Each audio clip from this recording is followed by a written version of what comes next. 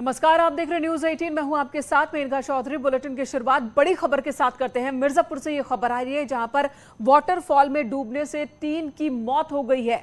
चूनादरी waterfall में नहाने गए थे तीनों वाराणसी के रहने वाले। सभी लापरवाही के कारण इनकी डूबने से मौत हुई है, ये कहना है यहाँ पर मौजूद लोगों का। सिपाही सस्पेंड हुआ है, वहीं डीएम ने वाटरफॉल बंद करने के आदेश दे दिए हैं। अहरौरा थाना क्षेत्र के चुनादरी की ये घटना है जहां पर लापरवाही के कारण एक सिपाही को सस्पेंड कर दिया गया है, जिसकी जिम्मेदारी थी यहां पर लोगों को खतरनाक जगह पर जाने से रोकने की, सुरक्षा की जिम्मेदारी थी। डीएम ने वाटरफॉल बंद करने के आदेश दे दिए हैं। नहाने गए थे ये तीनों लोग जो वाराणसी के रहने वाले बताए जा रहे हैं। तीनों की ही मौत हो गई है वाटरफॉल में डूबने की वजह से। चूनादरी वाटरफॉल का ये मामला है, मिर्जापुर के चूनादरी वाटरफॉल जहां पर डूब गए 3 लोग और ये तीनों यहां पर नहाने गए थे। वाराणसी से गए थे घूमने और तभी जैसे ही वाटरफॉल के बेहद करीब पहुंचे ये उसकी चपेट में आ गए, डूबकर इनकी जान चली गई है। एक सिपाही को लापरवाही बरतने की वजह से सस्पेंड किया गया। वहीं डीएम ने वाटरफॉल को बंद करने का आदेश दिया है।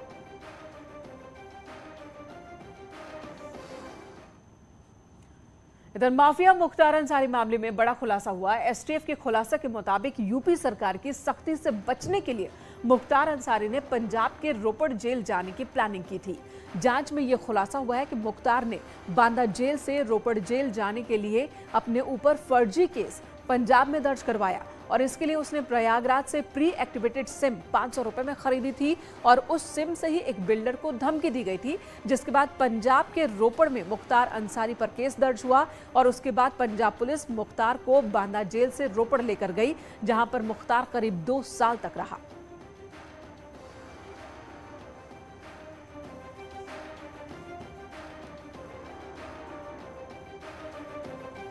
तो बड़ी मुश्किल के बाद रोपड़ जेल से बांदा जेल लाया गया था वापस मुख्तार, क्योंकि बार बार पंजाब सरकार की ओर से और रोपड़ जेल की ओर से कहा जा रहा था कि मुख्तार की तबीयत ठीक नहीं।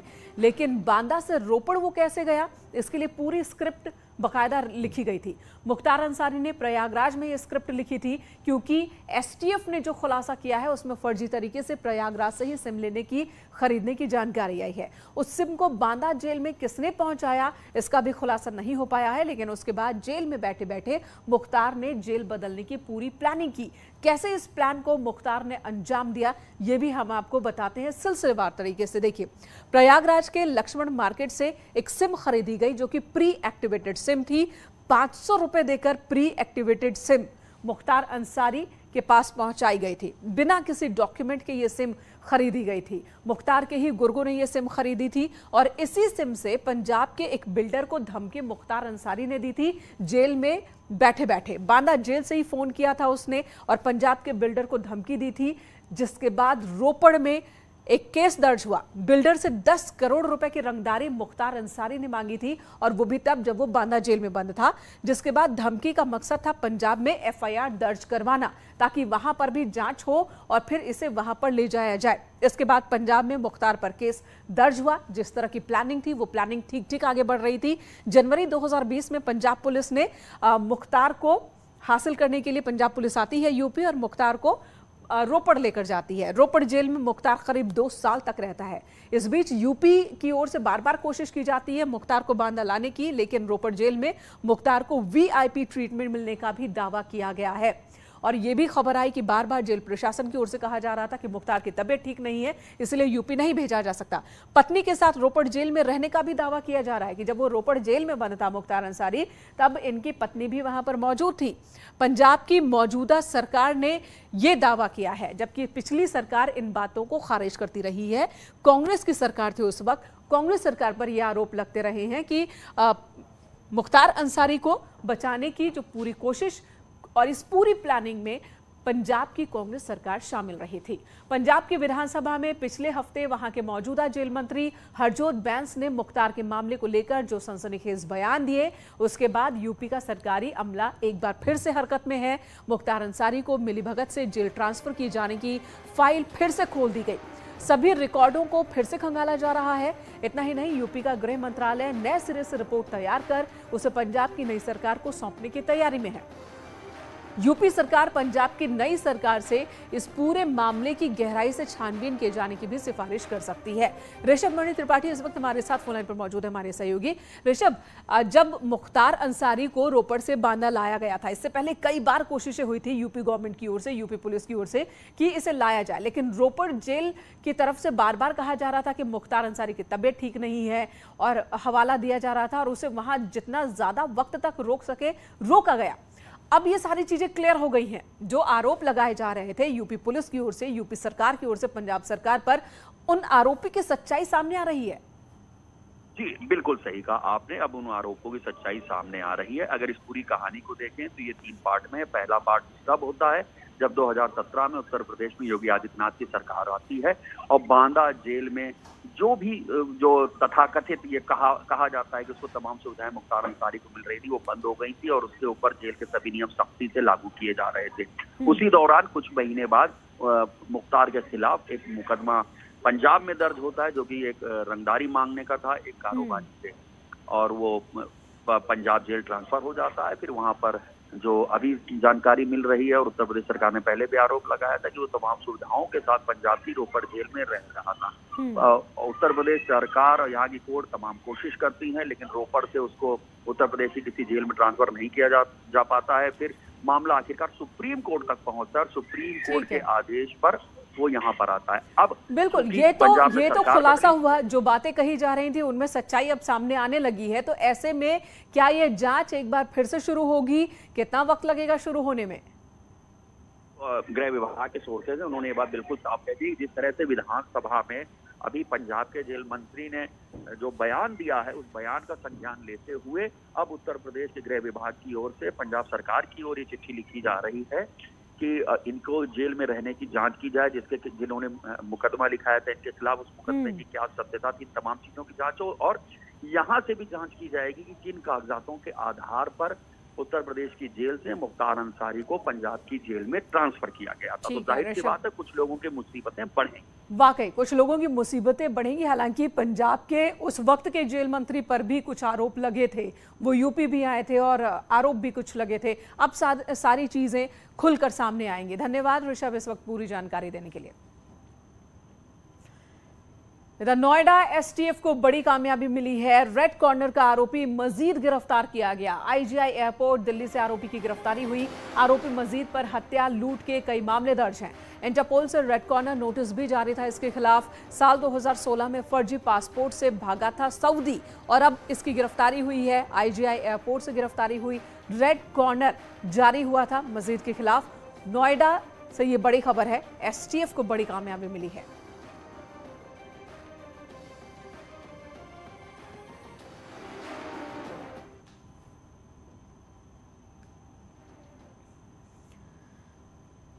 उधर मुजफ्फरनगर के खतौली में बीजेपी विधायक विक्रम सैनी ने एक विवादित बयान दिया। ये बयान सोशल मीडिया पर भी वायरल है। विधायक ने एक कार्यक्रम में मंच से लोगों को अपनी दुकानों में हथियार रखने की सलाह दी। सैनी ने कहा कि लोग अपनी अपनी दुकानों में पत्थर रखे, फावड़े रखे, पिस्टल रखे। पुलिस कहां तक काम करेगी? पुलिस जब तक आती है तब तक तुम्हारी दुकानों में आग लगा दी जाती है। तो बाकायदा यहाँ पर एक अजीबोगरीब भड़काऊ बयान देते दिख रहे हैं बीजेपी विधायक। क्या भाई, दुकानदार अपने अपनी दुकानों पे एक पेटी रखो पत्थर, 4-5 रखो फाड़ लगे बिंटे, और 2 रखो पिस्टल। पत्थर बाहर जाना, टोपी ओढ़कर, फिर पुलिस यार कहाँ तक काम करेगी? यदि पुलिस है कहाँ? जब तक पुलिस आ रहा है थारी दुकान में मार लगा दे।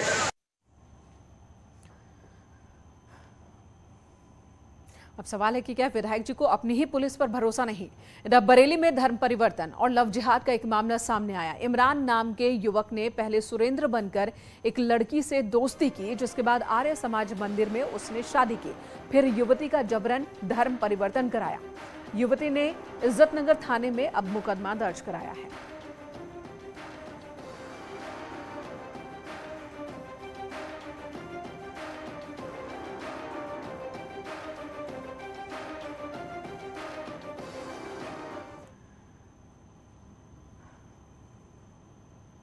लखनऊ में मुख्यमंत्री योगी आदित्यनाथ ने लुलु मॉल का उद्घाटन किया। कल से ये मॉल लोगों के लिए खुल जाएगा। ये शहर का सबसे बड़ा मॉल है जो सुशांत गोल्फ सिटी में बना है।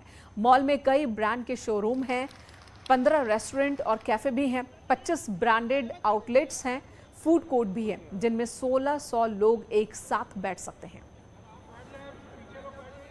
2000 करोड़ रुपए की लागत से ये मॉल बनकर तैयार हुआ है। लुलु मॉल, जिसका उद्घाटन किया सीएम योगी आदित्यनाथ ने। बताया जा रहा है कि एक बहुत बड़ा शॉपिंग सेंटर, शॉपिंग हब बन सकता है ये मॉल,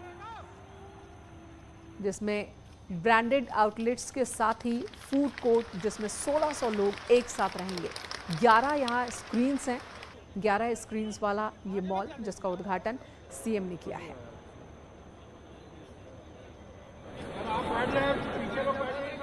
अरे कैमरा नीचे कर लो भाई, सूचना। ये तस्वीरें देखिए, उद्घाटन के मौके की ये तस्वीरें हैं। सीएम योगी आदित्यनाथ ने उद्घाटन किया इस मॉल का।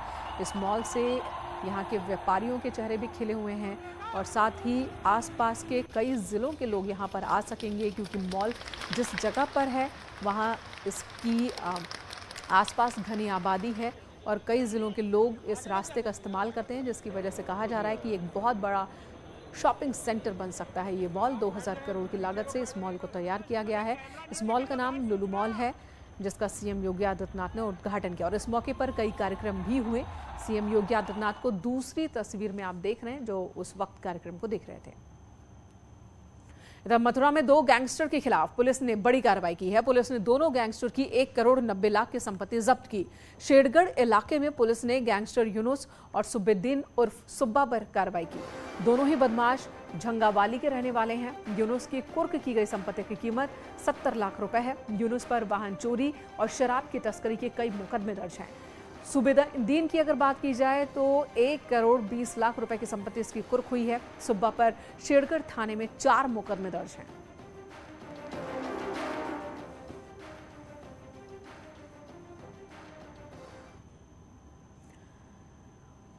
और अगली खबर बुलंदशहर से, जहां पर छात्र हर्ष हत्या मामले में जाम खुलवाने के लिए पुलिस ने लाठीचार्ज किया है। हत्या के विरोध में गांव वालों ने जाम लगाया। लाठीचार्ज के विरोध में गांव वालों ने अब पथराव किया है।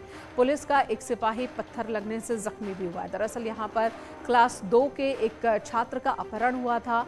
संदिग्ध परिस्थितियों में स्कूल के से ही वो गायब हो गया था, जिसके बाद उसकी डेड बॉडी मिली नहर में तैरते हुए, जिसके बाद अब लोगों का गुस्सा वो सड़क पर देखने को मिल रहा है। लोगों ने जाम लगाया, इंसाफ की मांग करते हुए परिजन धरने पर बैठ गए और हंगामा काटने लगे, जिसके बाद पुलिस पहुंची और लोगों को हटाने के लिए लाठी चार्ज भी पुलिस ने किया है, जिसके बाद गाँव वालों का गुस्सा और ज़्यादा बढ़ गया और गाँव वालों ने भी पथराव किया है।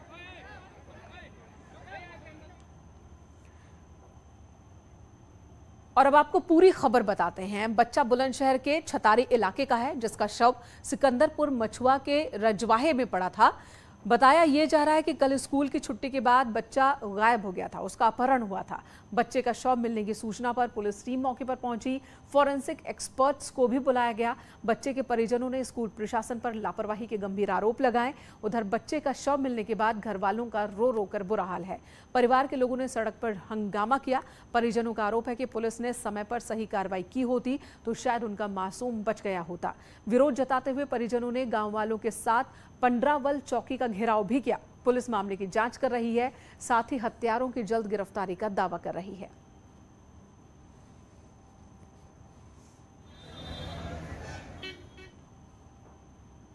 ये 3 तस्वीरें आपके सामने हैं। अलीगढ़ में बच्चे का शव मिला है। तालाब में बच्चे का शव था। कल उसका अपहरण हुआ था, स्कूल से उसका अपहरण हो गया था, जिसके बाद गुस्साए परिवार वालों ने गांव वालों के साथ मिलकर आज खूब हंगामा भी किया है। बच्चे का कातिल आखिर कौन है, पुलिस इस तफ्तीश में जुटी है, लेकिन लोगों का गुस्सा पुलिस को लेकर भी है, पुलिस की कार्यशैली को लेकर भी है। इधर अमेठी के रहने वाले एक शख्स के साथ विदेश में हत्या की बड़ी वारदात सामने आई। सऊदी अरब गए अमेठी के एक शख्स की उसी के साथ रहने वाले पाकिस्तानी मूल के युवक ने निर्मम हत्या कर दी। हत्या के बाद इसकी जानकारी परिवारजनों को मिली तो हड़कंप मच गया, जिसके बाद पिता ने केंद्रीय मंत्री और सांसद स्मृति ईरानी को पत्र लिखा। अपने पुत्र का शव भारत लाने और पूरे मामले की उच्च स्तरीय जांच करवाकर पाकिस्तानी हत्यारोपी को कड़ी से कड़ी सजा दिलवाने की मांग की। जंग बहादुर नौकरी के सिलसिले में 2017 से वीज़ा लेकर सऊदी अरब में रह रहा था। सऊदी अरब में जंग बहादुर बतौर ड्राइवर काम कर रहा था। देखिए, जगदीशपुर वारिसगंज टंडर गांव के रहने वाले जंग बहादुर यादव जी, जो कि 2017 से सऊदी अरब रियाद में रह रहे थे, 6 तारीख को उनके परिजनों को सूचना प्राप्त हुई कि उनके साथ ही काम कर रहे पाकिस्तानी ड्राइवर ने उनकी रियाद में ही हत्या कर दी है।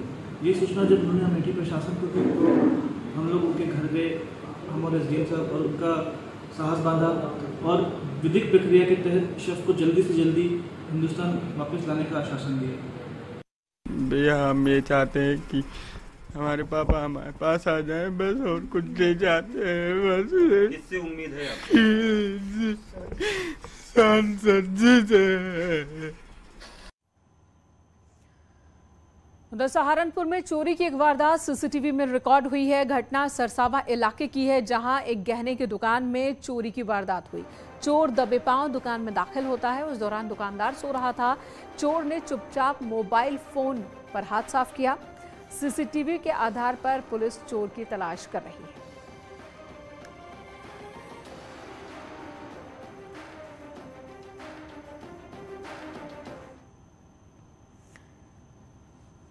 इधर महोबा के एक सरकारी स्कूल की छत पर कुछ युवकों के डांस का वीडियो वायरल हो रहा है। वीडियो पनवाड़ी थाना क्षेत्र के पूर्व माध्यमिक विद्यालय का है, जिसमें दिख रहे कुछ लोग रात में तेज म्यूजिक पर डांस करते दिख रहे हैं। कुछ युवकों ने अपने कपड़े तक उतार रखे हैं। वीडियो वायरल होने के बाद शिक्षा विभाग में अब हड़कंप मचा है। दरअसल यहां पर स्कूल के अंदर शादी समारोह हो रहा था और रात में ये सभी छत पर चढ़ गए। हालांकि कर्मचारी ने इन्हें रोकने की कोशिश की तो इन्होंने कर्मचारियों को जान से मारने की धमकी दी, जिसके बाद वो भाग खड़े हुए और ये देखिए दबंग किस तरह से हुड़दंग मचाते रहे पूरी रात स्कूल कैंपस में। उधर जौनपुर में रास्ते के विवाद को लेकर 2 पक्षों में खूनी संघर्ष हो गया, जिसमें जिला पंचायत सदस्य समेत 2 लोग जख्मी हो गए। घटना मीरगंज इलाके के करियाव गांव की है। बताया जा रहा है कि दोनों पक्षों में विवाद पिछले लंबे समय से चल रहा था। पहले भी दोनों पक्षों में मारपीट हो चुकी है। शनिवार देर रात एक बार फिर दोनों पक्ष आमने सामने आ गए। पुलिस ने दोनों की ओर से मुकदमा दर्ज कर लिया है। श्री राहुल कुमार पुत्र लालचंद गौतम निवासी करियाव, जो जिला पंचायत सदस्य हैं, वह एक सड़क PWD की बना रहे हैं, जिसमें वह सड़क के दोनों ओर स्थित खेतों से JCB से मिट्टी निकालकर सड़क के ऊपर डाल रहे हैं। इनके द्वारा पवन सिंह पुत्र वीरेंद्र सिंह निवासी करियाव के खेत से भी JCB द्वारा मिट्टी उठाई गई है। इसकी पवन सिंह द्वारा राहुल कुमार से जानकारी की एवं विरोध किया। विरोध के फलस्वरूप दोनों पक्षों में कहासुनी हुई और मारपीट हुई। मारपीट में राहुल कुमार व पवन सिंह दोनों घायल हुए तथा इसी घटना के आधा घंटा पश्चात प्रद्युमन सिंह पुत्र महेंद्र सिंह, जो कि प्रमोद सिंह के मकान के पास एक मोटरसाइकिल दोनों ओर से आई और 2 मोटरसाइकिल आपस में टकरा गई, जिसमें ये प्रद्युमन सिंह घायल हो गए। पवन सिंह द्वारा इस घटना को भी अपनी मारपीट की घटना के साथ जोड़कर बताया जा रहा है, जो सत्य नहीं है, तथा दोनों ओर से एक दूसरे के ऊपर फायर करने की तथा पैसे इत्यादि लेने के। मथुरा में पुलिस ने बुजुर्ग महिला की हत्या का खुलासा करते हुए उसके बेटे को गिरफ्तार किया है। पुलिस ने बेटे की निशानदेही पर नकदी और सोने चांदी के गहने भी बरामद कर लिए। दरअसल कुछ दिनों पहले जेत इलाके के परखम गुर्जर गांव में एक बुजुर्ग महिला की हत्या का मामला सामने आया था। आरोपी ने अपने ही घर में चोरी की योजना बनाई थी, लेकिन जब मां ने चोरी करते उसे पकड़ लिया तो आरोपी ने अपनी मां की गला दबाकर हत्या कर दी थी। और इसको ये जानकारी हुई थी कि मां के कमरे में बक्से में काफ़ी सामान और पैसे रखे हुए हैं। इसके लिए वो 2 तारीख 2/3 की रात में गया था और बक्से की कुंडे को तोड़ने से और उसमें सामान निकालने से जब आवाज़ हुई तो वो इसकी मां जग गई और जगने से उसको लगा कि अब तो मेरी बड़ी बदनामी होगी। उसने मां का गला दबा दिया था, जिससे उसकी मौत हो गई थी। इसने अपना जुर्म स्वीकार कर लिया है। इसको न्यायालय भेजा जा रहा है। छोटे जुर्म को छिपाने के लिए बड़ा जुर्म कर डाला। इधर गोरखपुर STF को बड़ी कामयाबी मिली है। STF ने हथियार की अवैध फैक्ट्री का खुलासा किया और इस दौरान सरगना समेत 9 बदमाशों को गिरफ्तार किया। पुलिस ने मौके से भारी मात्रा में अधबने हथियार भी बरामद किए हैं।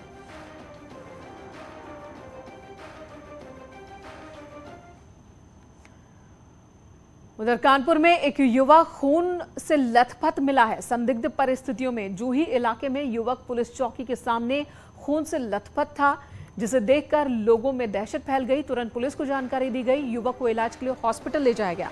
युवक के गले से लगातार खून बह रहा था। पुलिस मामले की जांच में जुटी हुई है।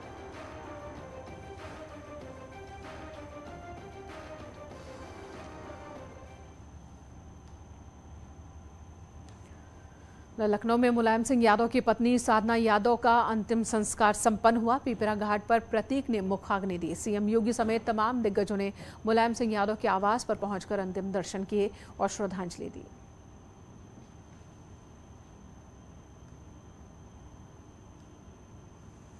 पंचतत्व में विलीन हुई साधना यादव और अंतिम विदाई के लिए मुलायम सिंह यादव परिवार के सभी सदस्य मौजूद थे। नम आंखों से सभी ने अंतिम विदाई दी है। कल गुरुग्राम के मेदांता हॉस्पिटल में उनका निधन हुआ था। फेफड़े में इन्फेक्शन के बाद उन्हें अस्पताल में भर्ती कराया गया था, लेकिन डॉक्टर्स उन्हें बचा नहीं पाए। कल देहांत होने के बाद आज अंतिम संस्कार संपन्न हुआ लखनऊ में। और इससे पहले अंतिम दर्शन के लिए मुलायम सिंह यादव के आवास पर उनका पार्थिव शरीर रखा गया था, जहां पर सीएम योगी आदित्यनाथ समेत कई दिग्गज नेता पहुंचे अंतिम दर्शन के लिए। श्रद्धा सुमन अर्पित करते हुए सीएम योगी आदित्यनाथ को आप देख रहे हैं। इस मौके पर प्रतीक यादव, अपर्णा यादव मौजूद थे कमरे में ही। शिवपाल सिंह यादव को भी आप देख पा रहे हैं। फिर अंतिम संस्कार किया गया। अंतिम संस्कार के मौके पर भी पूरा मुलायम सिंह यादव परिवार मौजूद था। पूर्व मुख्यमंत्री अखिलेश यादव भी मौजूद थे। हालांकि मुलायम सिंह यादव कार से नीचे नहीं उतरे। स्वास्थ्य की वजहों से उन्होंने कार से ही अंतिम विदाई दी।